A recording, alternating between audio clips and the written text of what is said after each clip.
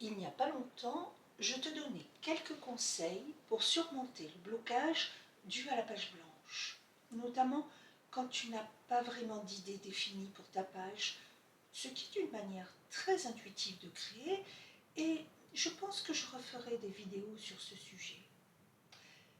Mais aujourd'hui, je voudrais prendre la création d'une autre manière, en partant d'un thème défini. Et c'est vrai qu'il est souvent plus facile de créer quand on sait où on veut aller. Mais pas toujours, car parfois, même avec un thème de départ, on ne sait pas par où commencer, quelles étapes suivre, quelle technique utiliser.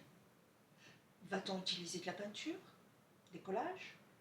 Comment trouver les idées? Comment les assembler? Que faire? C'est vrai que ce n'est pas toujours évident, sans méthode. On risque de partir dans tous les sens et de se retrouver perdu devant sa page sans savoir quoi faire. Alors aujourd'hui, je vais te donner une méthode issue de mon propre parcours créatif et je vais te montrer comment construire une page quand on prend comme base un thème prédéfini. Le processus que je te donne aujourd'hui restera le même, quel que soit le thème abordé. C'est ce qui le rend si simple et si facile à mettre en œuvre. Tu peux commencer par prendre une feuille de papier et un crayon. Et tu notes tout ce que ce thème t'évoque, même les idées les plus loufoques. Laisse tes pensées partir dans tous les sens et ton imagination s'évader. Note les idées générales, tout ce qui te vient à l'esprit. C'est ta créativité qui parle. Laisse-la s'exprimer. Ne force pas. Tu vas voir, ça vient très vite et ça devient de plus en plus facile au fil du temps. Une fois que tu as rempli quelques lignes, ou plusieurs lignes, ou une page entière, peu importe, regarde attentivement ce que tu as écrit et essaie de regrouper les idées. Il y en a forcément certaines qui se ressemblent. Attention, ne juge pas. Certaines de tes idées te paraîtront peut-être étonnantes, mais c'est ça qui est intéressant, car ces idées-là ne viennent pas de ton esprit conscient, mais bien de ton imaginaire. Maintenant, pour chaque groupe d'idées, tu vas noter les couleurs qui ressortent. Là aussi, tu vas voir, il y en a qui se regroupent. Note les couleurs générales, ne pars pas dans les nuances. Pas encore.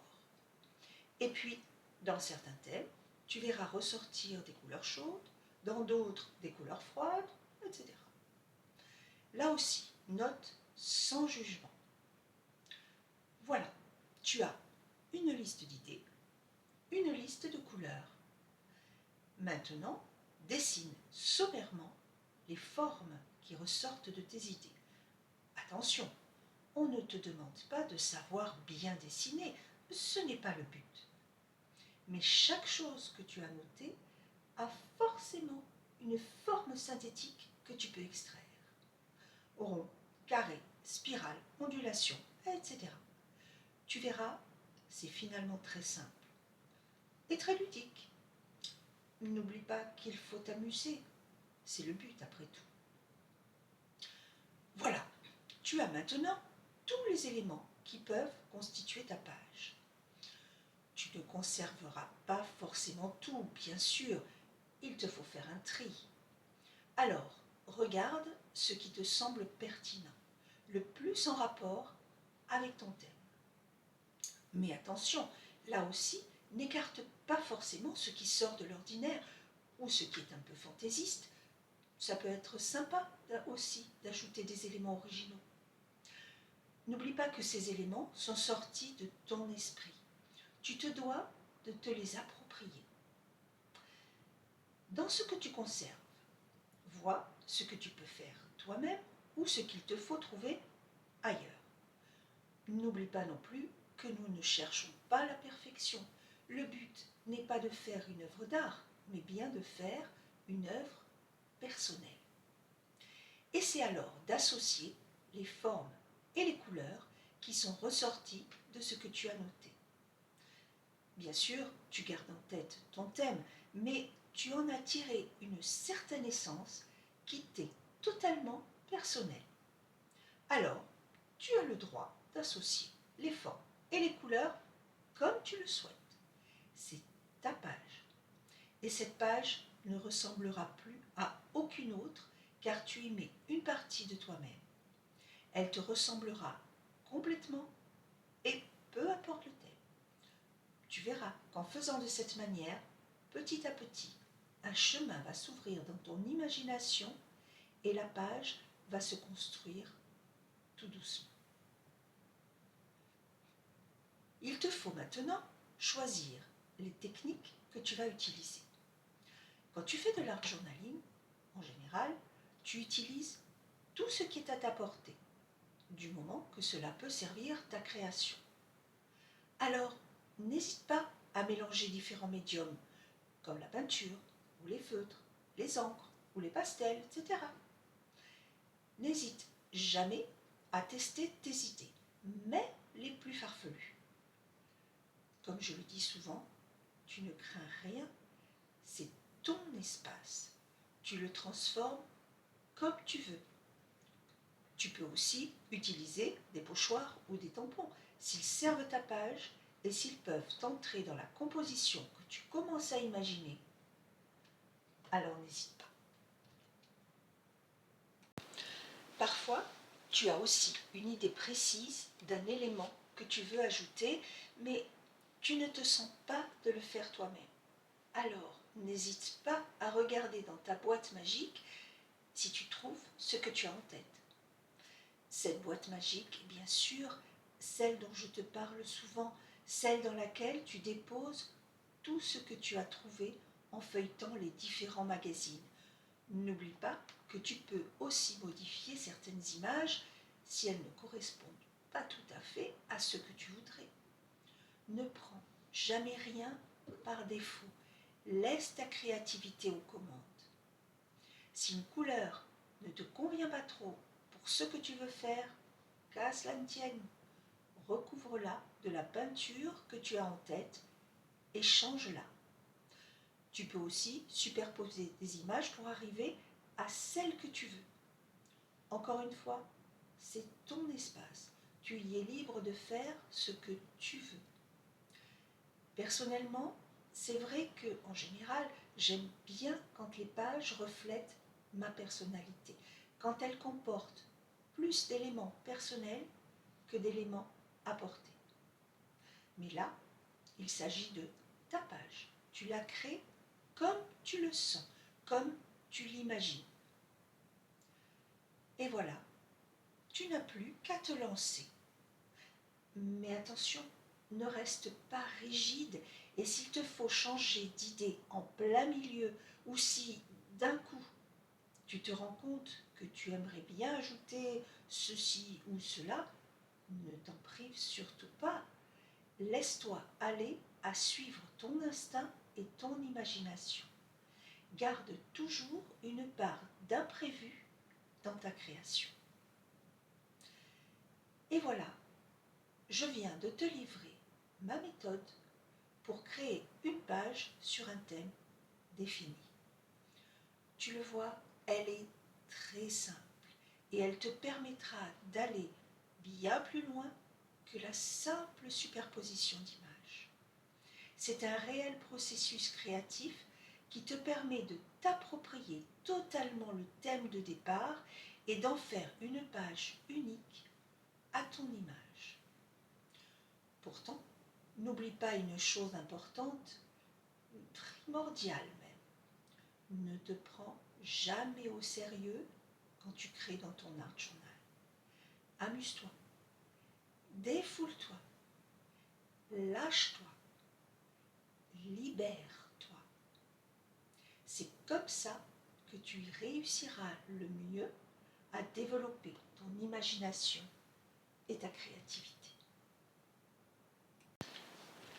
Mais revenons-en à ma page d'aujourd'hui. Je vais prendre comme exemple le thème du mois de notre groupe Facebook et je vais te montrer que j'ai suivi ma propre méthode pour ce thème du mois d'avril. Mais parlons d'abord du thème.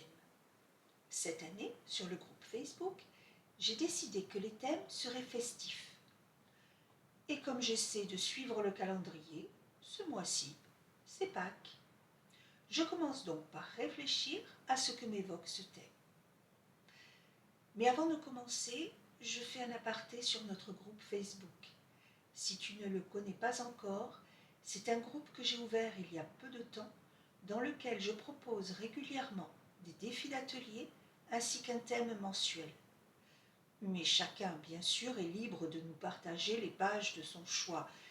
Et nous y partageons aussi des idées et des conseils. Donc, n'hésite pas à venir nous y rejoindre si tu le souhaites.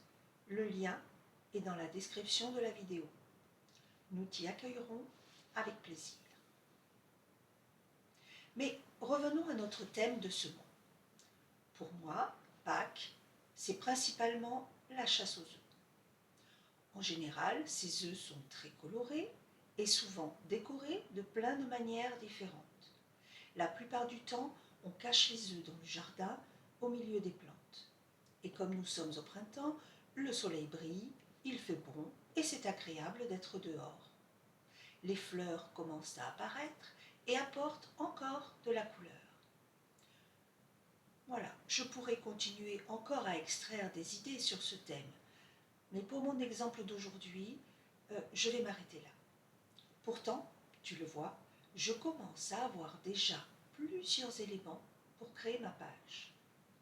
Pour les couleurs, nous avons le vert de l'herbe, mais aussi les couleurs vives des œufs décorés et les couleurs peut-être un peu plus douces des fleurs. Pour les formes, nous avons l'ovale des œufs, la rondeur des fleurs, la ligne fuselée des brins d'herbe. Il y a aussi les décorations diverses sur les œufs. Ok, alors j'en fais quoi? La solution de facilité, bien sûr, ce serait de trouver des images toutes faites évoquant Pâques et de les coller ensemble. Oui, pourquoi pas? C'est une solution. Mais, comme je le dis souvent, je préfère mettre des éléments personnels dans ma page. Je préfère la construire à mon idée et voir où ça me mène. Je crois que je verrai bien un fond vert, un peu nuancé, parce que nous sommes dans un jardin, un beau jardin où il fait bon vivre. Alors je veux du vert. Et tu l'as vu, j'en ai mis du vert. J'ai même mélangé plusieurs médiums. J'ai d'abord passé des pastels secs, dont j'ai fixé les pigments avec du gesso passé avec une lingette. J'ai ensuite ajouté des traits de vert plus foncés avec une vieille carte pour symboliser les brins d'herbe. J'ai même rajouté des ronds jaunes avec du papier bulle. Non seulement cela rappelle la douce rondeur des fleurs, mais cela peut faire penser aussi au cœur jaune des œufs. Je voulais quelque chose de léger qui se devine plus que cela ne se voit. Mais ça ne me suffisait pas, je trouvais le fond un peu trop plat. J'ai donc continué à le travailler avec un rouleau jusqu'à ce que je me sente satisfaite du résultat. Et ça, c'est une chose que tu dois garder à l'esprit.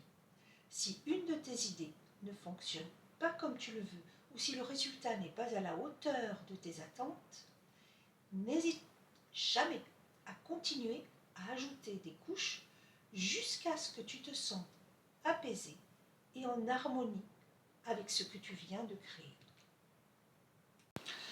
Voilà, ma page va se construire au fur et à mesure en utilisant tout ce que j'ai noté. Je commence par les œufs décorés. Je les ai d'abord tracés sommairement en faisant des formes ovales avec mon feutre. Puis, je les ai décorés, toujours au feutre noir, avec des marques répétitives, un peu dans le style Zentangle. J'aime bien aussi quand il y a un élément minutieux au milieu d'un lâcher-prise. Je trouve que cela donne une note de délicatesse, comme un désordre organisé. Maintenant, il me manque des éléments importants, comme les fleurs et les papiers colorés entourant les œufs. Je décide alors de mélanger les deux. J'ai pris plusieurs de mes papiers décoratifs avec des couleurs vives et je les ai découpés en forme de carrés de différentes tailles. Ce sont les emballages de mes œufs. Ils parcourent le jardin et mon imagination les a transformés en fleurs.